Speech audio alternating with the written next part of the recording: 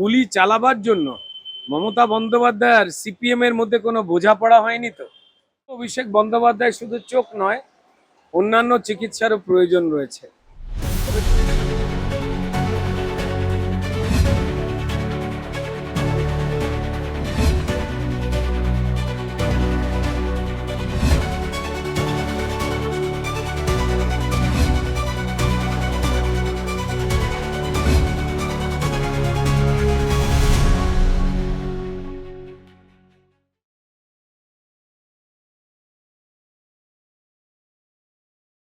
একটা সময় বলা হয়েছিল যে বিজেপি যদি ক্ষমতায় আসে তাহলে বাংলার সংস্কৃতি নষ্ট হবে, বাংলায় মাছ ভাত খাওয়া বন্ধ হয়ে যাবে। সেখানে বাদল অধিবেশনের প্রথম দিনই মুখ্যমন্ত্রী নতুন ভাষানীতির ঘোষণা করলেন, সরকারি ক্ষেত্রে বাংলা ভাষাকে বাধ্যতামূলক করা হলো। কিভাবে দেখছেন এই বিষয়টা?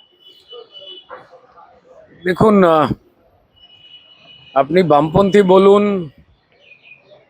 বা অবলুপ্ত তৃণমূল বলুন বা হতাশাগ্রস্ত কংগ্রেস, তারা খুব ভালো করেই জানে যে ভারতীয় জনতা পার্টি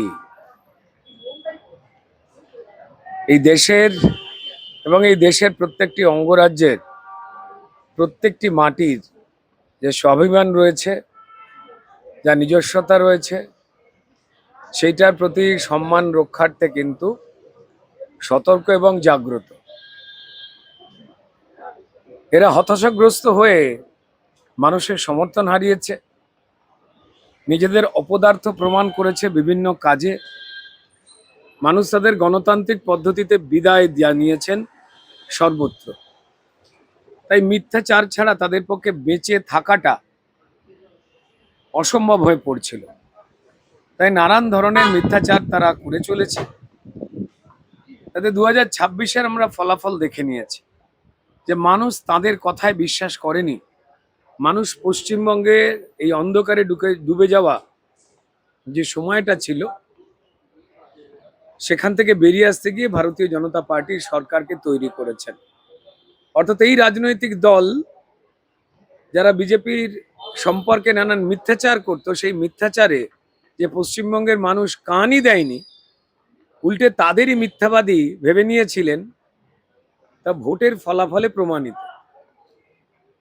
এবং তারপর আজ সম্মানীয় মুখ্যমন্ত্রী এই সরকারের তরফে যা ঘোষণা দিলেন, তা দিয়ে তারা মুখ দেখাবেন কোথায়? এই বামেরা, অতি বামেরা, কংগ্রেস, ছিন্ন ভিন্ন তৃণমূল, তারা মুখ দেখাবেন কোথায় জানি না।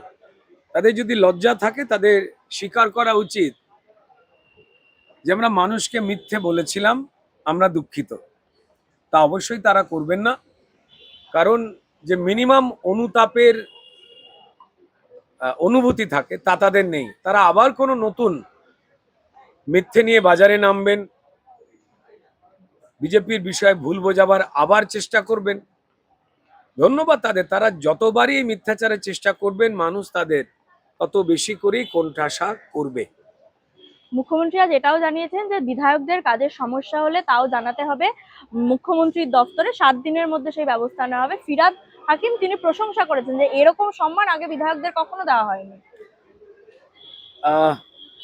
দেখুন, এই ক্ষেত্রে বিধায়ক বলতে কিন্তু আপনারা প্রথম থেকেই দেখেছেন যে আমাদের সম্মানীয় মুখ্যমন্ত্রী শুভেন্দু অধিকারী মহাশয়, তিনি কিন্তু প্রশাসনিক বৈঠকে পশ্চিমবঙ্গ যা এর আগের সরকারের সময় দেখে অভ্যস্ত ছিল, যে শুধুমাত্র তৈরি করা প্রশ্নপত্র নিয়ে এর আগের মুখ্যমন্ত্রী বলে দিতেন যে তোমরা কি প্রশ্ন করবে আর কে প্রশ্ন করবে, আর আমি কি উত্তর দেব আর দেব না, তার কাউন্টারে আমি কোনো ভুল কথা বললেও তোমরা আর কোনো প্রশ্ন করবে না। একটা চিত্রনাট্য তৈরি করে সাজানো সরকার চলছিল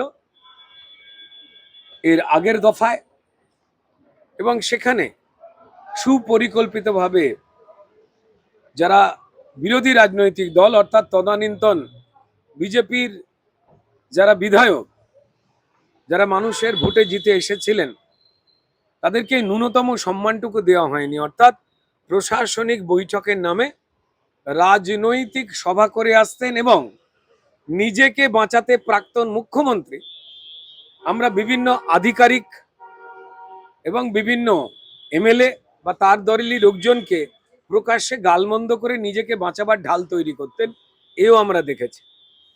কিন্তু 26-এ মানুষের রায়ে ভারতীয় জনতা পার্টির সরকার আসবার পর আমাদের সম্মানীয় মুখ্যমন্ত্রী স্পষ্ট করে প্রমাণ দিয়ে দিয়েছেন যে বিধায়ক তিনি শাসক দলেরই হন না, মানে বিজেপিরই হন না কেন, বা অন্য রাজনৈতিক দলেরই হন না কেন, প্রশাসনিক বৈঠকে বা গুরুত্বপূর্ণ কাজে একজন বিধায়কের আমার দেশের নিয়ম নীতি অনুযায়ী যতটুকু সম্মান এবং অধিকার তা তিনি দিতে বদ্ধপরিকর। এই যে বারবার একটা কথা মানুষ বলছেন না যে আইনের শাসন প্রতিষ্ঠা হয়েছে, এর আগে তৃণমূল জামানায় শাসকের পরিকল্পিত আইন চলতো। দেখুন, এই বার্তা আমরা দেখতে পেয়েছি এবং তার সঙ্গে সঙ্গে যে কোনো বিধায়ক তার যদি কাজের ক্ষেত্রে অসুবিধা হয়, আবার বলছি, তিনি শুধু বিজেপি বিধায়ক নন, অন্য রাজনৈতিক দলেরও যদি তারা বিধায়ক হয়ে থাকেন, তাদেরকে কিন্তু বিজেপি বিধায়কদের মতোই মানুষের জনকল্যাণকর কাজে কোনো অসুবিধে হলে মুখ্যমন্ত্রীর দপ্তর, দায়িত্বশীল সরকারের যা করা উচিত সেই কাজ করবেন, এটাও কিন্তু জানিয়ে দিলেন। আমি জানি না এরপরে বিরোধীরা আর কি মিথ্যাচার খুঁজে সরকারের বদনাম করার মিথ্যে প্রয়াস করবেন। আবার বলছি, তারা যত আরো মিথ্যে কথা বলবেন তত বেশি করে তারা মানুষের দ্বারা কোণঠাসা হয়ে পড়বেন এই সমাজ থেকে, শুধু রাজনৈতিক ক্ষেত্র নয়। 21শে জুলাইয়ের তদন্ত কমিশনের রিপোর্ট আজ পেশ হতে পারে, যা মমতা বন্দ্যোপাধ্যায়ের আমলে এতদিন পর্যন্ত হয়নি।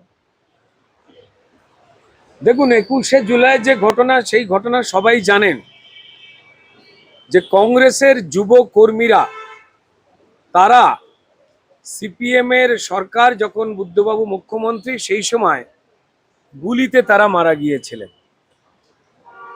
আর যারা গুলি পরিচালনার সঙ্গে যুক্ত ছিলেন যে পুলিশ অফিসাররা, তারা উপরের অর্ডার না পেলে গুলি চালাতেন না। সেই অফিসারদের মমতা বন্দ্যোপাধ্যায় তদন্তের আওতায় না নিয়ে এসে তাদেরকে নেতা মন্ত্রী বানিয়েছেন তার দলে।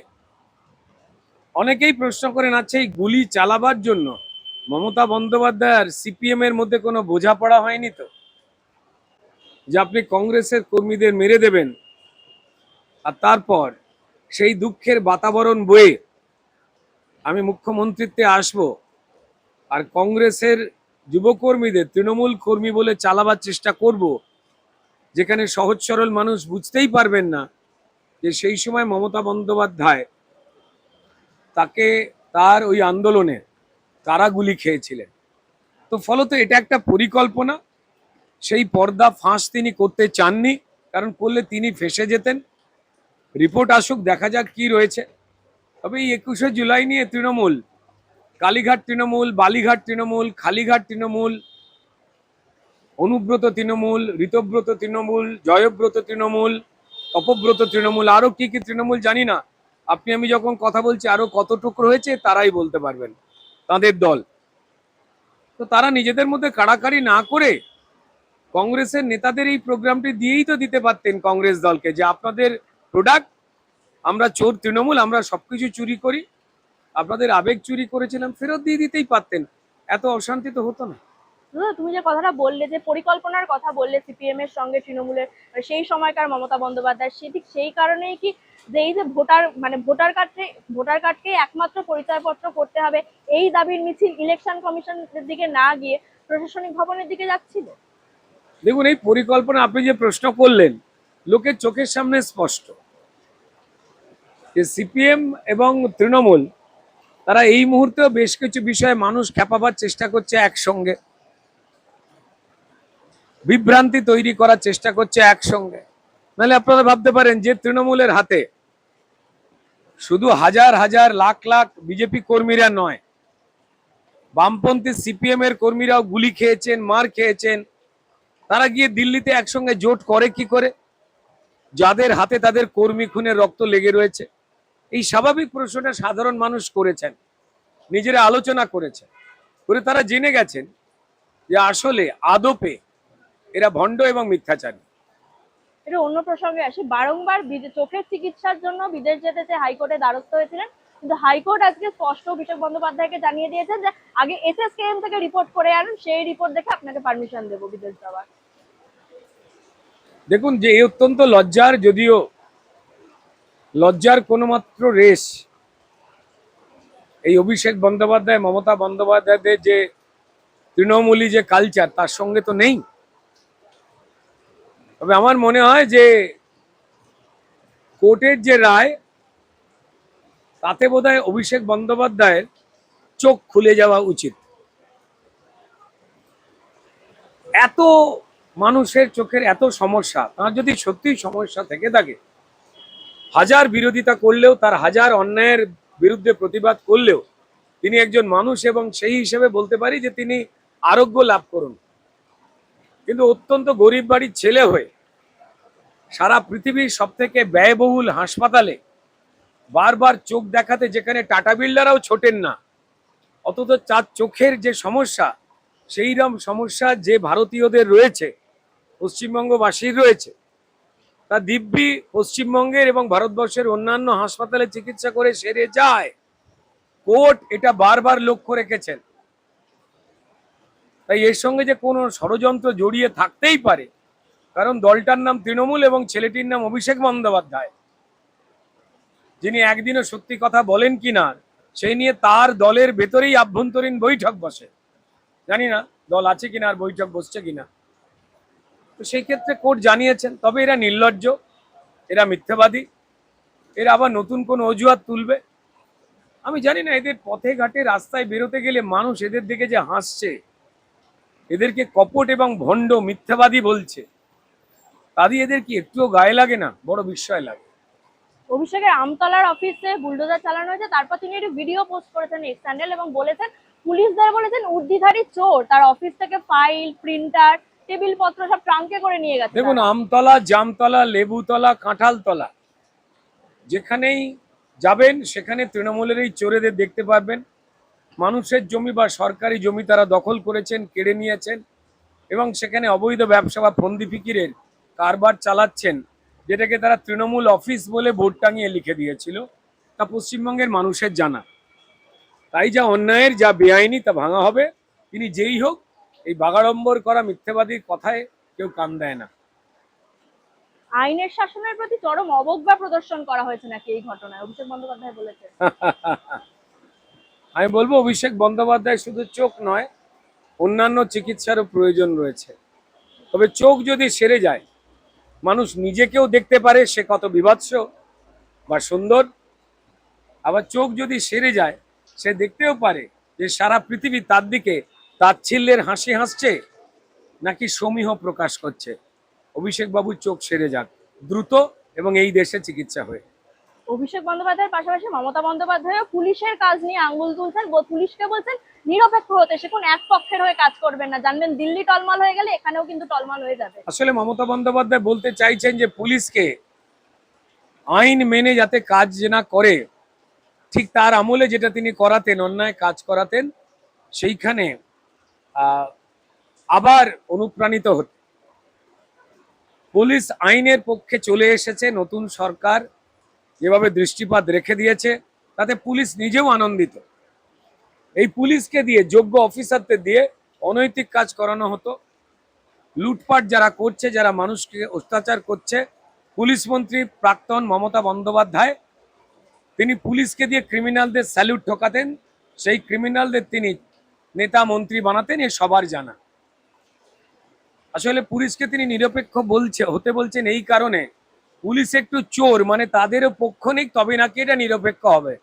কি আবদার! বৃষ্টি পড়ছে, মমতা বন্দ্যোপাধ্যায়কে বলবো যে আপনি তো কবি, লেখিকা, গায়িকা, অনেক কিছু। আজই ঝড়ো ঝড়ো মুখর বাদল দিনের মতো আপনি আর একটা কিছু লিখে ফেলুন। আপনার দল তো আপনাকে প্রমাণ করার চেষ্টা করেছিলেন, আপনার সরকার, রবীন্দ্রনাথ ঠাকুর, নজরুল, এবং তারপরেই নাকি আপনি লিখুন একটা ভদ্রস্থ কবিতা। হ্যাঁ, যে কবিতা পড়ে আর যাতে বাচ্চারা ভয় না পায়, কারণ এর আগে আপনি যা লিখেছিলেন কোনো বাচ্চারা ওই কবিতা বলতে চায় না, এখনো পর্যন্ত দেখা গেছে। তারা আতঙ্কগ্রস্ত হয়ে পড়তো। অভিভাবকেরা তাদের থেকে মমতা বন্দ্যোপাধ্যায় লেখা বই নাকি লুকিয়ে সরিয়ে ফেলতো, অবৈধ বই বলে। তৃণমূলের নেতারাও নাকি এটা করেছে।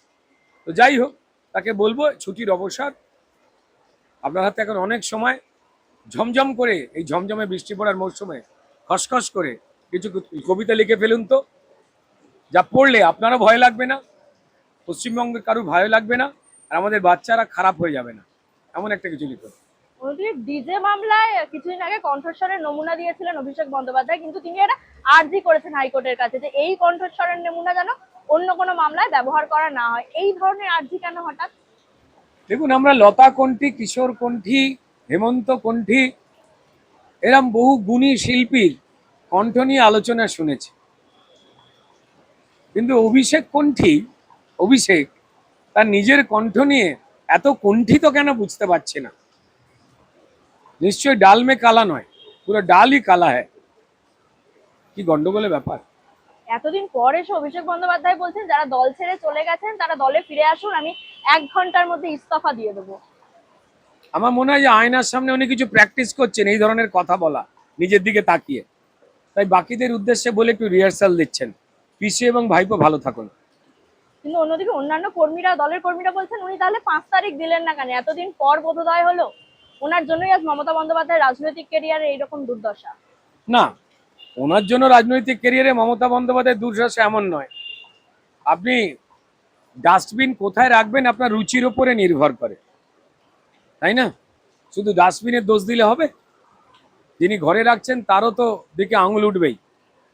আসলে অভিষেক বন্দ্যোপাধ্যায়, মমতা বন্দ্যোপাধ্যায় একটা রুচির পরিচয় বহন করেন, যে রুচিতে অন্যায়, মিথ্যাচার আর চুরি ছাড়া আর কিছু নেই বলে পশ্চিমবঙ্গের মানুষ সবটাই দেখতে পেয়েছেন। আর কি বলবো।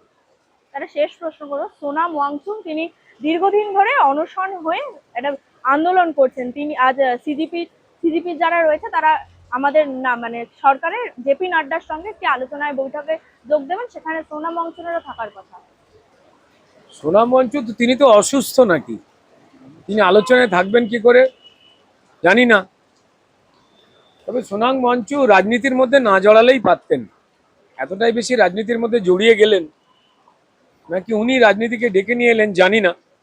দাবি, শরীর খারাপ, এগুলো সম্পূর্ণ একটা অন্য ব্যাপার, কিন্তু পুরো বিষয়টাই যে কেন্দ্রীয় সরকারে বিজেপির বিরুদ্ধে একটা রাজনৈতিক আন্দোলন বাকিরা করতে পারছে না, সেটার জন্য একটা ইভেন্টকে তৈরি করা হলো বলে দেশের বহু মানুষই বলছেন। অসংখ্য ধন্যবাদ।